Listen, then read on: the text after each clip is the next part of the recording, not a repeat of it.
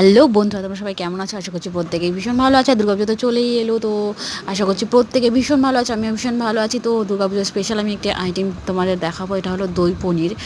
দুর্গাপুজোয় তো জানি ম্যাক্সিমাম লোকেরাই নিরামিষ খায় ম্যাক্সিমাম দিনই, তাই আমি আজকে তোমাদের দেখাচ্ছি দই পনির। প্রথমে আমি পনিরটাকে ম্যারিনেট করে নেবো সর্ষের তেল, জিরে গুঁড়ো, ধনে গুঁড়ো, গোলমরিচ গুঁড়ো, নুন দিয়ে ভালো করে হলুদ গুঁড়ো দিয়ে ম্যারিনেট করে রেখে দেবো। তারপর আমি একটা পেস্ট বানিয়ে নেবো, কাজু বাদাম এবং চার মগজের পেস্ট, টমেটো দিয়ে পেস্ট করে নেবো। তারপরে আমি ম্যারিনেট করা পনিরটাকে ভালো করে একটু 2 মিনিট ফুটিয়ে ভেজে নেব।